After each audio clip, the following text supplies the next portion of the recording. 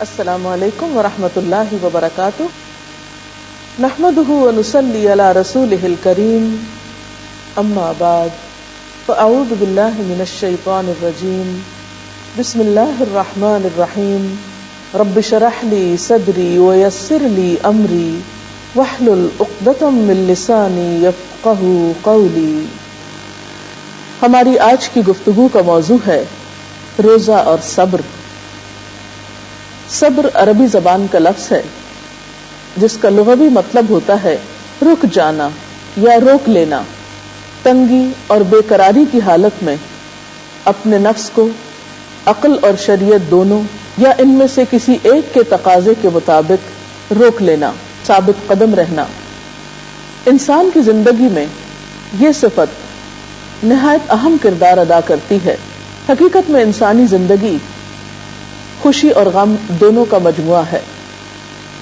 کبھی ایسا نہیں ہوا کہ دنیا میں صرف دن ہی دن ہو، ہر دن کے بعد ایک رات ضرور آتی ہے، لیکن ایسا بھی نہیں ہوا کہ جب رات آ جائے تو ہمیشہ کے لیے رات ہی رہ جائے۔ نہیں، رات پھر دن میں بدل جاتی ہے۔ اس لیے اللہ سبحانہ و تعالی ہم سے یہ چاہتے ہیں کہ ہم دن کے بعد یا خوشی کے بعد رات یا غم کے لمحات میں صبر سے کام لیں، اس وقت کو احسن طریقے سے گزارنا جانیں۔ اللہ تعالیٰ اپنے پسندیدہ بندوں کی صفت کچھ یوں بتاتے ہیں، والصابرین فی البأساء والضراء، کہ وہ سختی اور تکلیف میں ثابت قدم رہنے والے ہوتے ہیں۔ یعنی کس چیز میں ثابت قدمی؟ خیر اور بھلائی میں، اچھے رویے میں۔ صبر تین طرح کا ہوتا ہے۔ ایک، اطاعت پر صبر کرنا، یعنی ہر طرح کے حالات میں اللہ تعالیٰ کی اطاعت پر جم جانا، خواہ کیسی بھی مشکل کیوں نہ پیش آئے۔ اسی طرح گناہوں سے خود کو روک لینا، یہ بھی ایک طرح سے صبر ہے کہ انسان کا نفس اسے مجبور کر رہا ہو، معاشرہ اس کو مجبور کر رہا ہو، حالات اس کو مجبور کر رہے ہوں کہ وہ غلط کام کرے، لیکن وہ غلط کام نہ کرے اور اپنے آپ کو روک لے، تو یہ بھی ایک طرح سے صبر ہے۔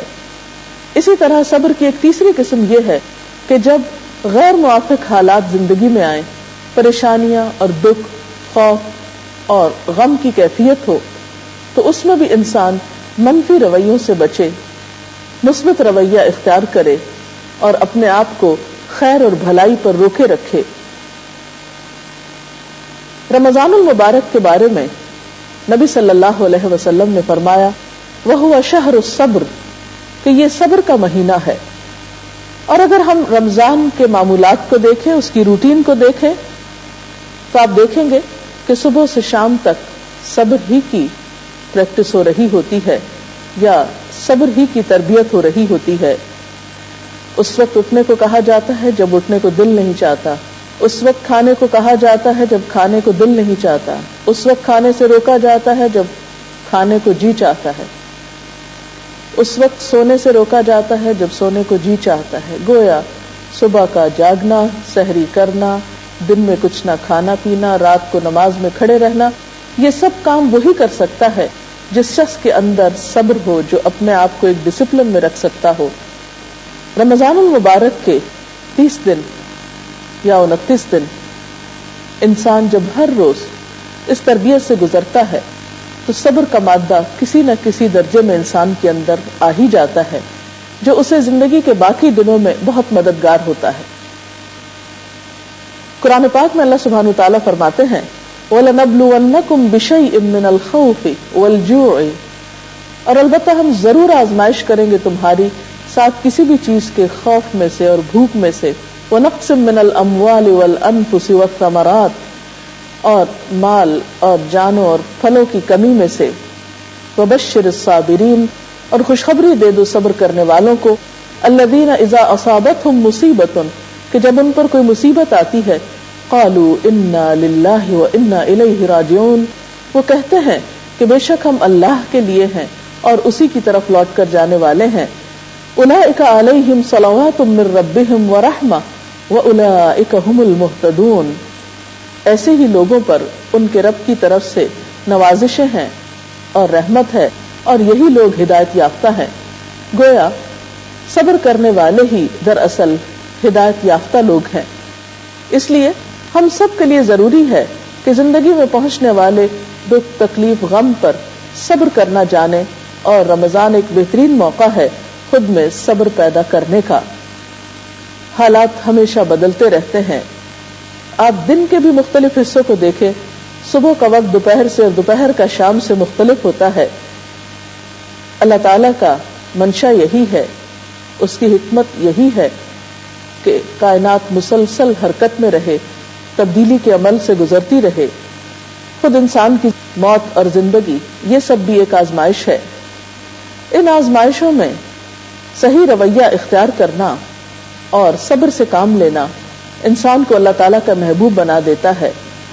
اور اگر انسان ایسے موقعوں پر بے صبری سے کام لے تو اللہ تعالیٰ کی ناراضگی مول لیتا ہے. آپ صلی اللہ علیہ وسلم نے فرمایا، جب اللہ تعالیٰ کسی قوم سے محبت کرتا ہے تو ان کو آزمائش میں مبتلا کر دیتا ہے.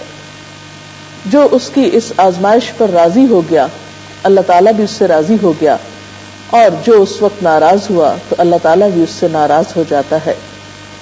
صبر کرنے والے اللہ تعالیٰ کو اپنے ساتھ پاتے ہیں. ان اللہ مع الصابرین، صبر کرنے والوں سے وہ محبت کرتا ہے. واللہ یحب الصابرین. ایک اور جگہ پر آتا ہے اولئک یجزون الغرفۃ بما صبروا، کہ رضا الہی کے لیے جو تکلیفیں انہوں نے دنیا میں برداشت کی اس کے بدلے انہیں جنت میں بالا خانے دیے جائیں گے. قیامت کے دن صبر کرنے والوں کو جب بہترین اجر ملے گا تو اس وقت دنیا میں امن و عافیت میں رہنے والے یہ تمنا کریں گے، کاش دنیا میں ہماری کھالیں کینچی سے کاٹ دی جاتی، ہم صبر کرتے اور آج ہمیں یہی اجر ملتا جو ان مصیبت زدہ لوگوں کو مل رہا ہے.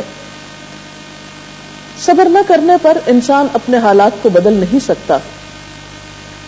قرآن پاک میں آتا ہے وَالْعَصْرِ إِنَّ الْإِنسَانَ لَفِي خُسْرٍ، قسم ہے زمانے کی یقیناً انسان نقصان میں ہے. إِلَّا الَّذِينَ آمَنُوا وَعَمِلُوا الصَّالِحَاتِ، مگر وہ لوگ جو ایمان لائیں اور نیک کام کریں. وَتَوَاصَوْا بِالْحَقِّ وَتَوَاصَوْا بِالصَّبْرِ، ایک دوسرے کو حق کی اور صبر کی تلقین کرے. تو اس سے یہ پتہ چلتا ہے کہ اگر انسان یہ کام نہیں کرتا، یعنی صبر نہیں کرتا یا دوسروں کو تھام کے نہیں رکھتا، تو نقصان سے نہیں بچ سکتا. اب سوال یہ پیدا ہوتا ہے کہ اپنے اندر یہ صفت کس طرح پیدا کی جائے. تو اس میں بھی پہلی چیز ارادہ ہے، پھر کوشش ہے. نبی صلی اللہ علیہ وسلم نے فرمایا من یتصبر یصبرہ اللہ، جو شخص صبر کرنے کی کوشش کرے گا اللہ اسے صبر عطا کرے گا. تو گویا اس کے لیے انسان کو اپنی ول پار سے کام لینے کی ضرورت ہوتی ہے کہ مشکل وقت میں، ناپسندیدہ حالات میں انسان اپنے آپ کو تھام کر رکھے، روک کر رکھے اور کسی بھی نیگیٹو ریاکشن سے بچے. پھر اس کے لیے دعا بھی سکھائی گئی، ربنا افرغ علینا صبرا وتوفنا مسلمین، اے ہمارے رب ہم پر صبر کا فیضان کر اور ہمیں اسلام کی حالت میں موت دینا. ایک اور جگہ پر فرمایا ربنا افرغ علینا صبرا وثبت اقدامنا، اے ہمارے رب ہم پر صبر انڈیل دے اور ہمارے قدموں کو جما دے، یعنی ہم حق پر، خیر پر، بھلائی پر جمے رہیں اور گھبرا کر نیکی اور خیر کا دامن نہ چھوڑے. کیونکہ عام طور پر ہوتا یہ ہے کہ انسان ایک اچھے کام کا ارادہ کرتا ہے لیکن جو ہی اس راستے میں کوئی مشکل پیش آتی ہے تو اس کو چھوڑ دیتا ہے اور اپنے آپ کو جما کے نہیں رکھتا، وہ صبر سے کام نہیں لیتا. اسی لیے اللہ تعالیٰ قرآن پاک میں بار بار فرماتے ہیں وَاسْتَعِينُوا بِالصَّبْرِ وَالصَّلَاةِ، اور مدد مانگو صبر اور نماز کے ساتھ. گویا جس طرح نماز زندگی کے آخری دن تک، آخری لمحے تک فرض ہے، اسی طرح اس کے ساتھ ساتھ صبر بھی انسان کے لیے زندگی کے آخری لمحے تک درکار ہے. لیکن صبر وہی کر سکتا ہے جس کے اندر تحمل اور برداشت کی قوت ہو، اور یہ قوت بھی پیدا کرنی پڑتی ہے، اور روزہ اس میں بہترین مددگار ہے. نبی صلی اللہ علیہ وسلم کے سامنے جب کوئی ایسا کام آتا جو آپ کو ناگوار ہوتا تو آپ خاموشی اختیار کر لیتے، اللہ تعالیٰ سے دعا کرتے. لیکن کبھی بھی بے صبرے پن میں ایسا کوئی لفظ آپ کی زبان سے نہیں نکلا جس پر بعد میں پچھتانا پڑے. کوئی ناروا بات، کوئی ایسی چیز جو منفی اثر رکھتی ہو آپ کی زبان مبارک سے نہیں نکلی. آپ کا اسوہ حسنہ ہی ہمارے لیے ایک بہترین اسوہ ہے، ایک بہترین نمونہ ہے۔ اب دیکھیے کہ روزے کی حالت میں ہمیں یہ سکھایا گیا کہ اپنی زبان کے استعمال میں احتیاط کریں، لڑائی جھگڑا نہ کریں اور بہت سی اچھی عادات اختیار کریں۔ تو یہ تمام چیزیں صبر کو پیدا کرنے میں مددگار ثابت ہوتی ہیں۔ اور یہ بھی یاد رہے کہ صبر و تحمل کا یہ مظاہرہ صرف رمضان میں نہ ہو بلکہ بعد میں بھی ہمارے ساتھ رہے۔ اللہ تعالیٰ سے دعا ہے کہ وہ ہمیں اس کی توفیق عطا کرے اور ہمیں اس بہترین صفت سے نوازے۔ اگر اس سلسلے میں آپ کے پاس کوئی سوال ہو تو آپ سوال کر سکتے ہیں۔ میں یہ پوچھنا چاہتی تھی کہ صبر سے کیا نتائج جو ہے وہ برآمد ہوتے ہیں اور خود کس طرح مطمئن رہ سکتے ہیں اور دوسرے کو کس طرح مطمئن رکھ سکتے ہیں؟ حقیقت یہ ہے کہ صبر ایک کڑوا پھل ہے جس کے کھانے سے انسان کو شفا حاصل ہوتی۔ صبر کرنا اگرچہ مشکل کام ہے لیکن حقیقت یہ ہے کہ اگر ناگوار تکلیف دہ مواقع پر انسان اپنے آپ کو منفی ری ایکشن سے روک لے تو بعد میں بہترین نتائج اس کی زندگی میں آتے ہیں، حتیٰ کہ دشمن بھی دوست بن جاتے ہیں۔ لیکن اگر انسان بے صبری سے کام لیتا ہے تو بسا اوقات دوست بھی دشمن بن جاتے ہیں۔ انسانی تعلقات کی جتنی بھی خرابیاں ہیں ان میں اگر دیکھا جائے تو ایک بڑا حصہ بے صبرے پن کا ہے۔ چھوٹی چھوٹی بات پر مشتعل ہو جانا، آتے سے باہر ہو جانا، ایک کے بدلے میں دو سنانا اور جذباتی ری ایکشن اس طرح کا کرنا کہ جس سے ہم وقتی طور پر تو سمجھتے ہیں کہ شاید ہمارا مسئلہ حل ہو رہا ہے لیکن عموماً ہم بہت سے مسائل کو اس طرح بگاڑ لیتے ہیں، جبکہ اس کے برعکس صبر و تحمل، خاموشی اور غصے کے موقع پر اپنے آپ کو کنٹرول کر لینا بہت سی بیماریوں کا علاج ہو سکتا ہے اور بہت سی مشکلات سے نکلنے کا راستہ اس سے مل جاتا ہے۔ انسان خود بھی مطمئن ہوتا ہے اور دوسرے کو بھی مطمئن رکھ سکتا ہے۔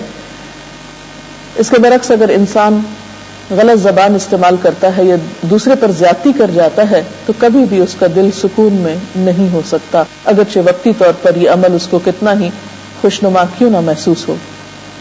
کوئی اور سوال؟ اللہ تعالیٰ جس قوم سے محبت کرتا ہے اسے کسی آزمائش میں مبتلا کر دیتا ہے اور پھر اگر وہ اس پر راضی ہو جائے اللہ تعالیٰ بھی اسے راضی ہو جاتا ہے۔ تو صبر کا مظاہرہ ہم اپنی ذاتی طور پہ تو جس طریقے سے آپ نے بتایا کہ ارادہ کریں پھر کوشش کریں، لیکن ہم اپنی قوم کو انڈیویجولی چھوڑ کر پوری قوم کو اشتعال انگیزی سے کس طرح سے بچا سکتے ہیں، اس کے لیے کیا کر سکتے ہیں؟ یہ درست ہے کہ بسا اوقات افراد کی زندگی میں ایسے مواقع آتے ہیں اور بعض اوقات قوموں کی زندگی میں آتے ہیں، تو ایسے صورت میں جو قومی رہنما ہوتے ہیں ان کی ذمہ داری بنتی ہے کہ وہ لوگوں کی صحیح رہنمائی کریں اور ان کو صبر و تحمل کی تلقین کریں۔ اسی لیے تو فرمایا کہ وتواصوا بالحق وتواصوا بالصبر، یعنی صبر صرف یک طرفہ عمل نہیں بلکہ ایک اجتماعی عمل بھی ہے۔ اجازت چاہتے ہیں، اللہ حافظ۔